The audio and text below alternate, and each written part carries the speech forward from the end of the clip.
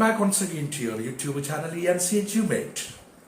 Last time we had a discussion on what is truth as essayist Jawaharlal Nehru asked. And finally he substantiated that nobody in India, just like Gandhi, is so more prone to or more upholding to the concept of truth. That is what here we come to know about. What is truth? That is what the last week came to know. Now we will pass on to the next paragraph. Gandhi influenced millions of people in India in varying degrees.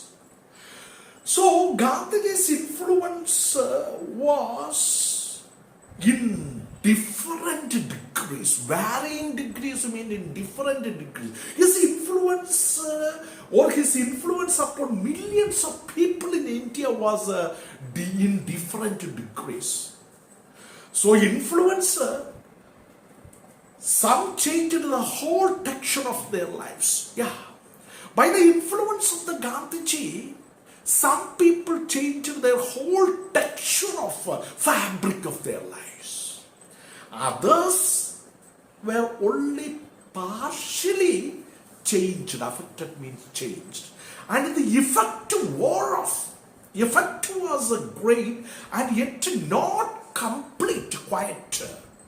For some part of it could not be wholly shaken off.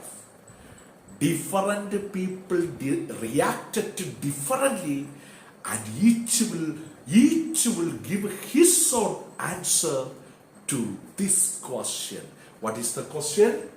What is truth? So influence of Gandhiji on millions of people in varying different degrees.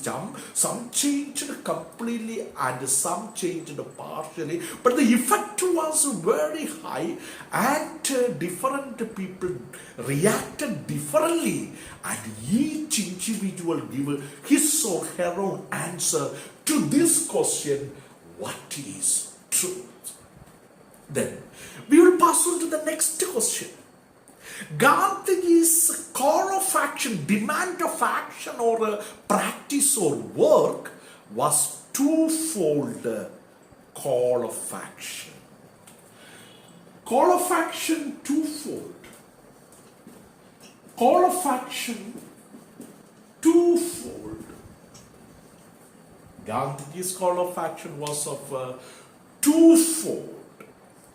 There was, of course, the action involved in challenging and resisting the foreign rule. One is challenging and resisting, not letting it to come forward. Resisting the foreign rule, British rule. There was also the action which guided the Indians to fight against their own social evils. Social evils. Fight against their own social evils. So there were so many social evils like child marriage, sati, and discrimination based on caste, color, creed. These were the social evils of the Indians themselves.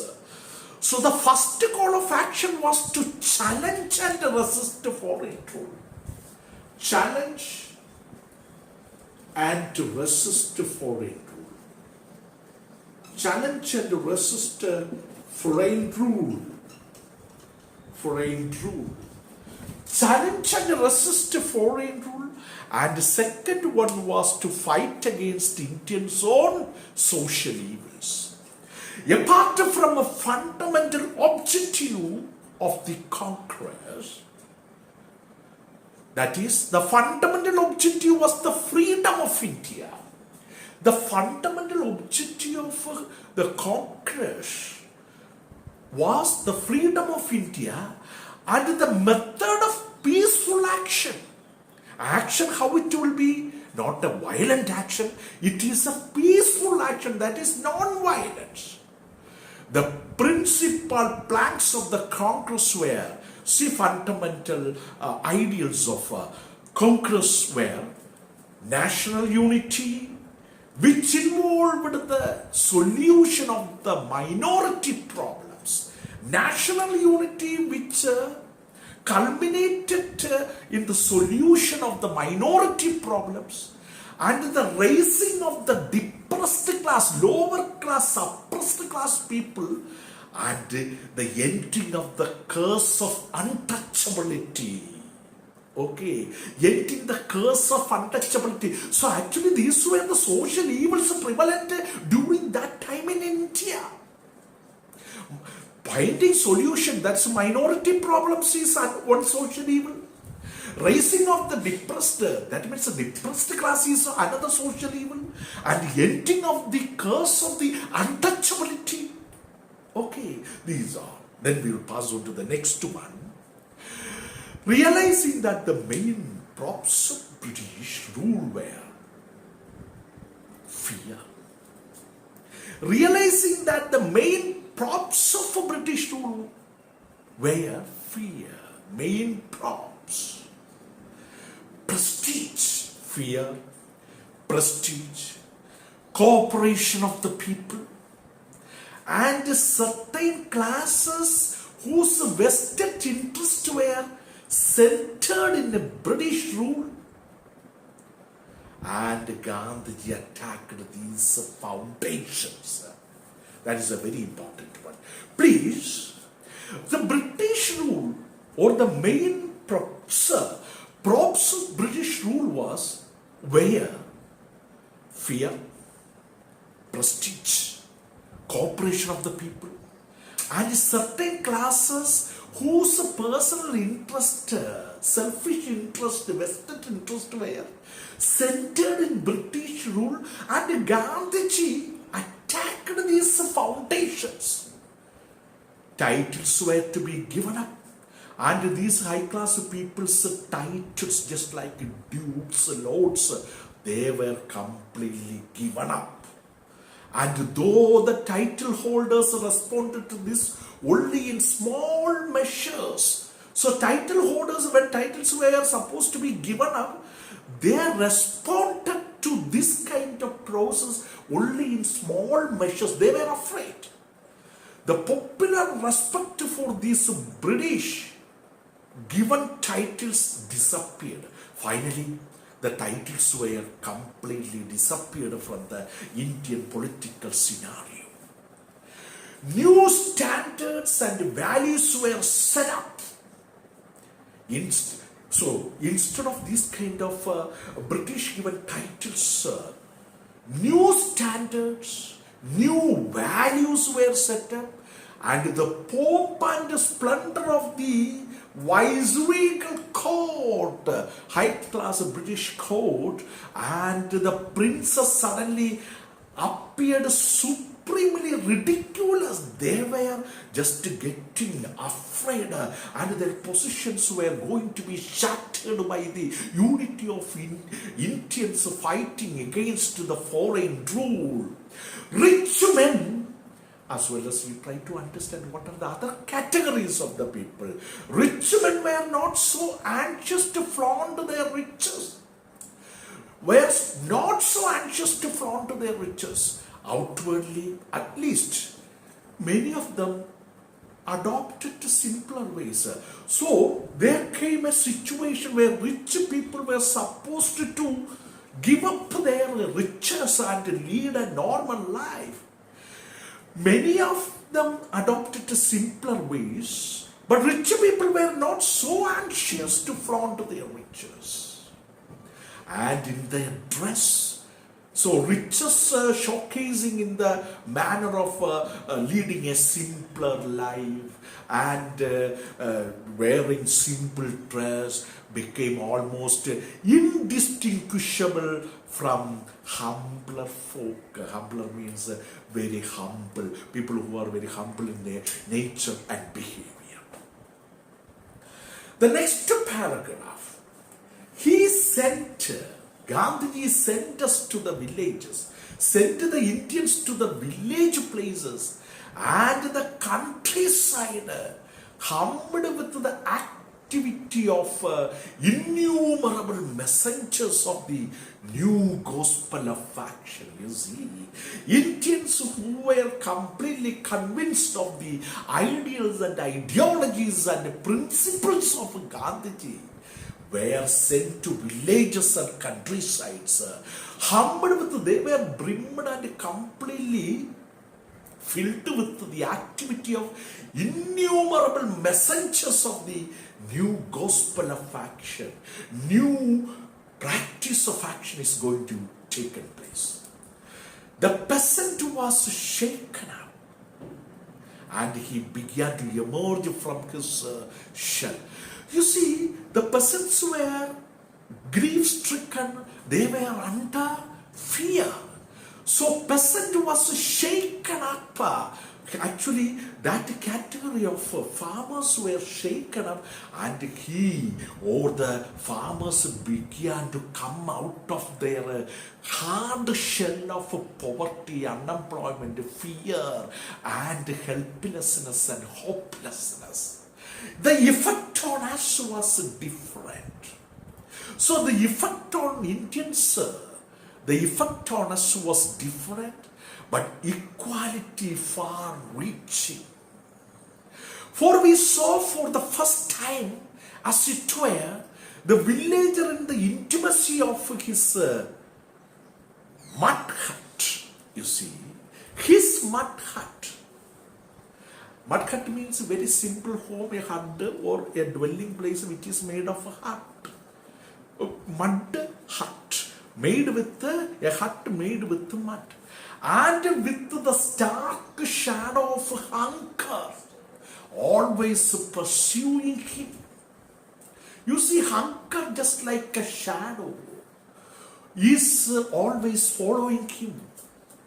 We learned our Indian economics more from these visits than from the books, and learned discourses, essays about. You see, the emotional experience we had already undergone was emphasized, underlined, and it made sure confirmed.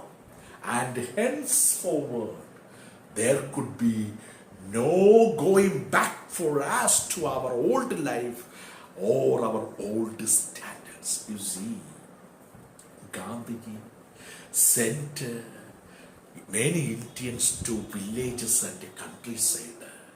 Actually, there they learned about the hard realities of peasants. They were grief-struck and were undergoing the fear, various fears. They were helpless and hopeless. And when these people visited, they understood that actually the hard realities of life. And they told that going back is impossible.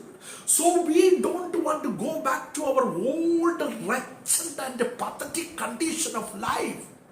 So no going back for us to our old life and our old standards. Then they are thinking, what was the idea of India, which he was setting out to mold according to his own wishes and ideals? So what was the idea of India which Gandhiji was setting out, preparing to mold according to his own wishes and ideas? Let us see. I shall work for an India. So what kind of India that Gandhiji envisages? I shall work for an India in which the poorest shall feel that it is their own country. You see, an India should be an India where the poorest people, the superlative degree, poor, poorer, poorest. The poorest means the very poor people shall feel that India is their own country, in whose making they have an effective voice. They have an effective voice. So the poorest people should think that the India they live in have their own voice very important. An India in which there shall be no high class and low class of people. You see, Gandhi envisages an India or aims at an India where there is no difference between high class people and low class people. And what is the India that Gandhiji next envisages or aims at? An India in which all communities shall live in perfect harmony. All communities, Nair communities, Pulaya communities, like that, and all religious people, all communities of people, all sects of people should live in perfect harmony. There is no conflict among these kinds of sects of people. There can be no room in such an India for the curse of untouchability. Untouchability means high class people or low class people should not touch high class people. Low class people should not come in the sight of the high class people. So, untouchability based on caste, creed, and deeds. Or the curse of intoxicating drinks and drugs. So India should be free from all kinds of drug abuses. Women will enjoy the same right as men. There is equality, gender equality. Women will be considered equal to men, especially in the case of rights. Will enjoy the same right as men. This is the India of my dreams. Actually, these are the words told by Gandhi himself. So women will enjoy the same right as men. This is the India of my dreams. Proud of his Hindu inheritance as he was. Actually, Gandhiji was a Hindu. His inheritance was Hinduism. He tried to give it to Hinduism, a kind of universal attire, and included all his cultural inheritance, included all religions within the fold of truth. So, even if Gandhi is really a Hindu, and inheritance was Hinduism, he included all the religions of India within the fold of truth. He refused to narrow his cultural inheritance. He refused. He told, no, I don't want to narrow my cultural inheritance. That is Indian culture, not Hindu culture, Indian culture. He wrote, is neither Hindu, Islamic, nor any other holy. It is a fusion of all. Actually, Indian culture, he wrote, is neither Hindu, neither Islamic, nor any other, but completely it is a fusion of all these religious people. Again he said, I want the culture of all lands. So Gandhiji wanted the culture of all lands to be blown about my house as freely as possible. Every culture should be mixed up together as one culture as far as it is possible. But I refuse to be blown off my feet to buy any. I refuse to live in other people's houses as an interloper, a beggar, or a slave, socially marginalized people, influenced by modern thought currents. He never permit or let go of his roots and clung to them tenaciously. Actually, in this case, in the political scenario and the religious and the cultural and communal levels of India, he tried to adopt a universal or a cosmopolitan outlook. And we will go to the next paragraph. It is not surprising that this astonishingly vital man, so actually the very surprisingly energetic and enthusiastic man, full of self-confidence and an unusual kind of power he had, standing very powerfully, standing actually for equality. He was propagating for equality and freedom for each individual. Fascinated the mass of India and attracted them like a magnet. You see, this energetic and powerful rejuvenating personality of Gandhiji, who always stood for equality and freedom for each individual of India. This attitude of Gandhiji fascinated or attracted the masses of that, I mean the whole humanity of India, and attracted them like a magnet. He seemed to them to link up the past with the future. You see, to all the Indians, they thought that Gandhiji was actually a person to join up or to connect the past with the future, not the past with the present. And to make the dismal present appear, that means a very bad condition of the present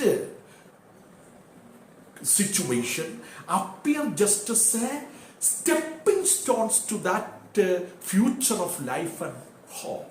You see, he told that present condition is very, very pathetic, and this should be a stepping stone for a bright future and hope. Thus, he made some effect upon the people, a vast psychological revolution, sudden change, not only among those who followed his leader, but also among his opponents. Opponents means enemies who oppose against the views and ideologies of Gandhiji, and those many neutrals who could not make up their minds what to think and what to do. You see, that is actually the leadership of Gandhiji, or the influencing personality of Gandhiji. Actually, there happened a psychological vast, a very great extent psychological revolution happened, not only among the people who supported Gandhiji, but also among the people who oppose Gandhiji, who contradict and challenge Gandhiji, and also to another kind of the people who never favor Gandhiji, who never oppose Gandhiji. They remained neutral. So the influence of Gandhiji made a great or vast psychological revolution or sudden change among three categories of people. That is one category, that is the first category of the people, is that they favored, they supported the action of Gandhiji, and also there had an impact of the vast psychological revolution among the people who did not support or the people who opposed or upon the enemies of Gandhiji.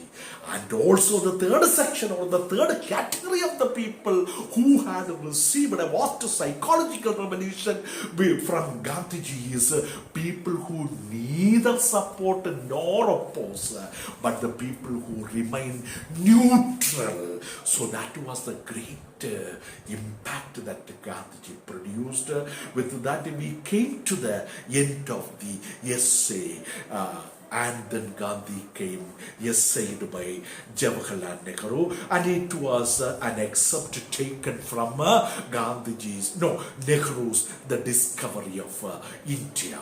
I hope that you have benefited very much from this class. Please watch again and again these classes with the textbook, and we will be coming in the following episodes with the important notes and means question and answers.